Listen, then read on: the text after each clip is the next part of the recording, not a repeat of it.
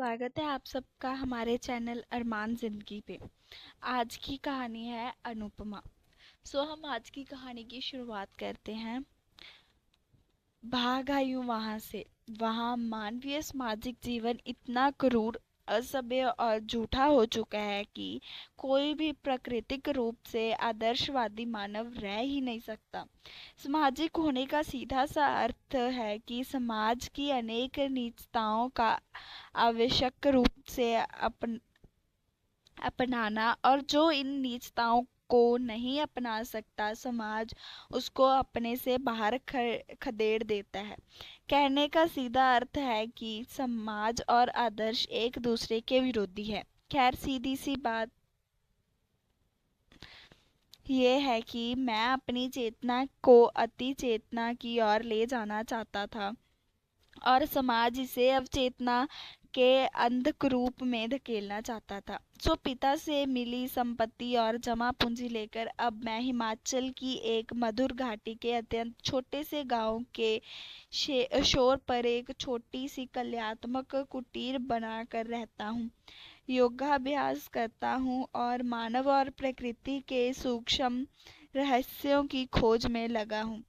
नील नभ को छूते महान देवदार के वृक्ष, हिममंडित पर्वत श्रृंखलाएं, अलौकिक संगीत का सृजन करते झरने, रंग बिरंगे फूलों से भरी और विघ्न ललाम से गूंजती ये घाटी, और इसमें मुक्त विचरण करता है मैं यायावर।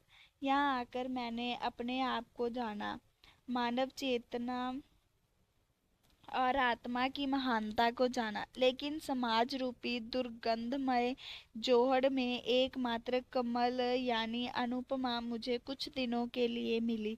उसकी मधुर याद अब भी कई बार मेरे चेतनाकाश पर घटा की तरह छा जाती है। अनुपमा यानी विकृत समाज में रहते हुए भी सर्वगुण संपन्न उदात्त नारी। आज अनुपमा और उसके संग बिताए वो मधुर काल अभिव्यक्ति के लिए मचल रहा है। 5 वर्ष पहले पावस ऋतु का सुहावना प्रभात। प्रांची में उषा की अरुणिमा फैल रही है। मंद शीतल पवन से किसलयांचल विलुलित हो रहा है। मैं बस के इंतजार में गांव के बस अड्डे पर खड़ा हूँ। प्रकृति के साथ साथ गांव का बेहुदा असभ्य जीवन भी धीरे धीरे जागकर शुरू हो रहा है। मैले जीर्ण घरों से धुआं ऊपर उठने लगा। दोनों दिशाओं के कुत्तों ने उठते ही पहला काम यानी दोनों ओर से मोर्चा बांधकर लड़ना शुरू कर दिया। इस निश्चित रणभूमि के बिल्कुल पास दो उदास गधे लड़ाई से पूर्व उदासीन बुत की तरह खड़े हैं। आवारा किस्म के युवक इकट्ठा हो गए हैं, जिसमें कुछ कुत्तों का साहस बढ़ा रहे हैं, कुछ लड़ झगड़ रहे हैं, वह कुछ अश्लील क्रियाओं को अमानवीय रूप से वर्णित करके ठहाके लगा रहे हैं। गंवार तरुणियां सिरों पर मटके रख अपने यारों को इंतजार का फल यानी आंख मार कर देती हुई कुएं की तरफ जा रही हैं।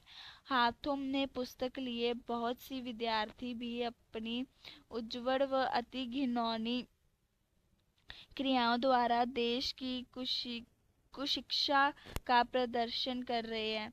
निर्धारित समय से लेट कर खटारा सी बस आई। मैं बस में चढ़ा। सामने देखा तो देखता रह गया। सादे श्वेत वस्त्र पहने अत्यंत कलात्मक सौंदर्य वाली एक लड़की बैठी थी। अनायास नजरें मिली। उन दो मोटी कलात्मक मनमोहनी आंखों में न जाने कैसा विचित्र मूक निमंत्रण था कि मैं अनायास ही चिंता से उसके पास जाकर बैठ गया। वैसे एक तरफ से बात सामान्य भी थी, क्योंकि वही सीट खाली थी। पहले ही नजर में लगा कि लड़की अत्यंत शिक्षित, सुशील एवं आम बेहुदा भीड़ से एकदम अलग है। बिना मुंह घुसाए उसने नजरें तिरछी करके मुझे देखा। ओह, ऐसी मधुर चितवन मैं किसी दूसरी ही की दुनिया में पहुंच गया। मन ही मन में कह उठा, उज्जड़ एवं बेहूदे सड़ियल आदमियों से भरी इस खटारा में आज यह कला की देवी कौन? घूं घूं करती गांव की कीचड़ में से निकलकर बस हरे भरे लहराते खेतों के बीच में काली सड़क पर भागने लगी। अपार हरियाली पर सुनहरी धूप छा गई। छोटे छोटे नए हरे पौधे सुबह की मंद शीतल हवा से सिहर उठे। विस्तृत नील गगन में कुछ बेसुध से बादल लटक रहे थे। मुझे देखकर आश्चर्य हुआ कि लड़की भी कवि की सी नजरों से अनुपम प्रकृति सौंदर्य को एकटक निहार रही थी। खुले शीशे से आती तेज हवा के कारण उसकी अलकावली विलुलित हो रही थी। उसका श्वेत केशवसन भी उड़कर बार बार मेरे मुंह से लिपट लिपट जाता था। उसने एक बार फिर मेरी तरफ हौले से अपनी मोटी कल्यात्मक आंखें घुमाई। मैं सम्मोहित सा पहले ही उसी की तरफ देख रहा था। अब की बार नजरें मिलते ही अनायास मधुर मुस्कुराहट के रूप में मेरे होठ थोड़े से फैल गए। उसके कपोलों पर हल्की सी लालिमा छा गई और मेरा सौंदर्य प्रेमी मन झूम उठा।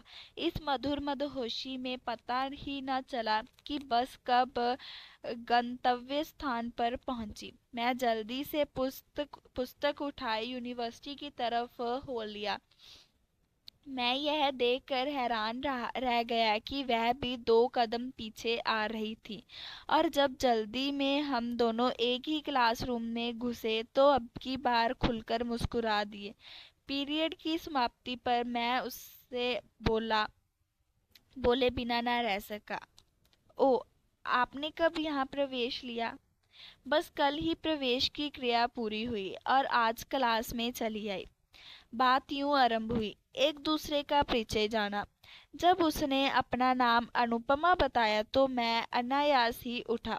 वाह, सचमुच अनुपमा! कोई भी बेचारी उपमा तुम्हारे अलंकरण के लिए अपने आप को व्यर्थ अद्भुत करेगी। ये था अनुपमा का प्रथम परिचय।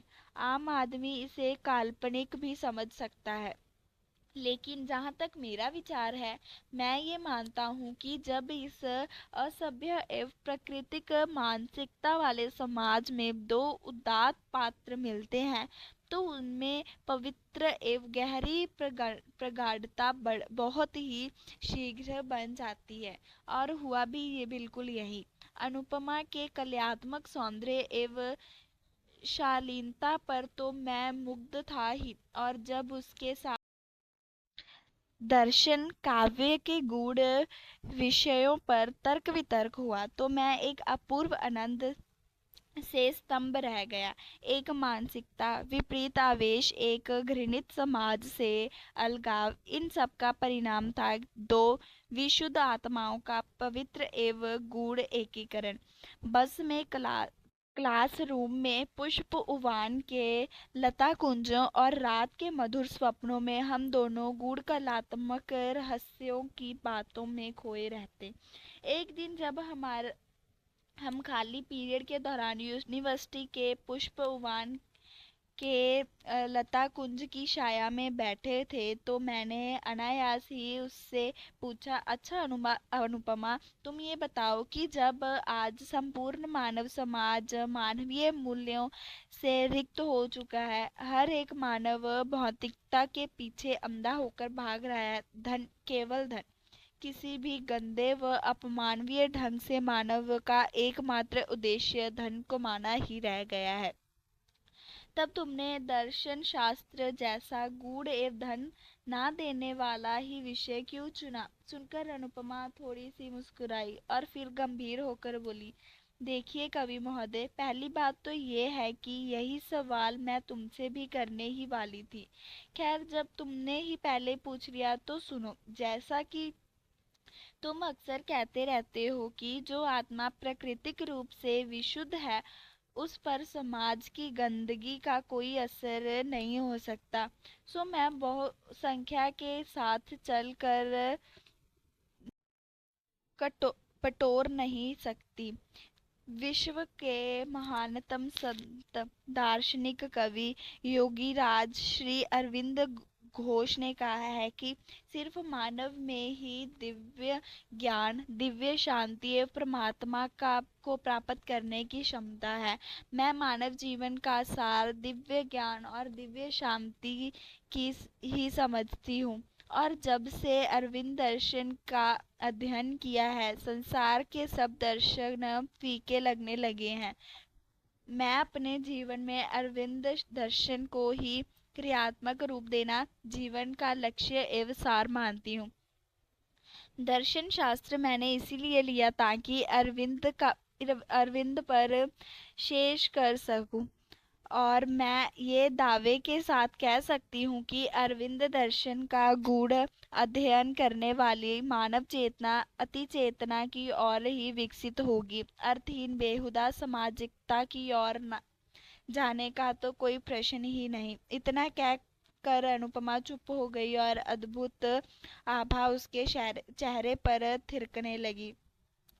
अनुपमा, तुमने अरविंद दर्शन का अध्ययन भी किया है? मैंने घोर आश्चर्य से पूछा। तो क्या ब्रह्मांड की महान विभूति पर सिर्फ तुम्हारा ही अधिकार है? उसने अपने कमल नयन मुझ पर स्थिर करके हंसते हुए कहा। ओ अनुपमा, माफ करना, मगर मेरी भी इसमें ज्यादा गलती नहीं है, क्योंकि बचपन से लेकर अब तक मैंने सारे समाज का और विशेषकर नारी का विकृत रूप ही देखा है। अनुपमा, जबकि संपूर्ण मानव जाति से मेरा विश्वास उठ चुका था, तुमने मानव जाति का उदात्त पक्ष दिखाकर फिर से कायम कर दिया है। तुम महाकवि जयशंकर प्रसाद की कामायनी की जीती जागती श्रद्धा हो। मैं भावातिरोग में पता नहीं क्या क्या और कहता, मगर अनुपमा अनायास खिल कर हंस उठी और हंसते हंसते ही बोली, बस करो कवि महोदय, तुम तो कविता करने पर उतारू हो गए। चलो उठो, अगले पीरियड का समय हो गया है। अनुपमा के दिव्य संग में यूनिवर्सिटी के 3 वर्ष पंख लगाकर इस तरह उड़े कि पता ही ना चला। अंतिम दिनों में अनुपमा ने हंसकर पूछा, हाँ तो कवि महोदय, फिलोसफर तो अब बन गए, अब क्या बनने का इरादा है? इतने गंभीर प्रश्न को यूं हंसी से लेते देख मैं भी अनायास मुस्कुरा उठा और बोला, हाँ तो मेरी श्रद्धा देवी, इतना तो तुम जानती ही हो कि मेरी विचित्र चिंता अर्थहीन संसारिकता में तो रम नहीं सकती, तो सन्यासी बनने का इरादा है। और अनुपमा, वास्तविकता तो ये है कि मैं भी जब तक अरविंद दर्शन की क्रियात्मक रूप से अपने जीवन में नहीं उतार लेता, मुझे चैन नहीं आ सकता। इतना सुनकर अनुपमा ने बाहर से लाख हंसना चाहा, मगर यह सब सुनकर उत्पन्न उसकी आंतरिक पीड़ा मेरी आंखों से छुप ना सकी। और फिर एक दिन दबदबाई आंखों से विदा ले अनुपमा अपना शेष कार्य पूरा करने के लिए अरविंद आश्रम पौंडीचेरी चली गई। संसार मेरे लिए फिर से शून्य हो गया। और फिर एक दिन मैं अपनी जमा पूंजी ले यहाँ आ गया। महाप्रकृति की मधुर प्रांगण में बैठ दिव्य जीवन की ओर अग्रसर होना शुरू कर दिया। आपको आज की हमारी कहानी कैसी लगी कमेंट करके ज़रूर बताएं, और चैनल को सब्सक्राइब भी ज़रूर करें। Thank you.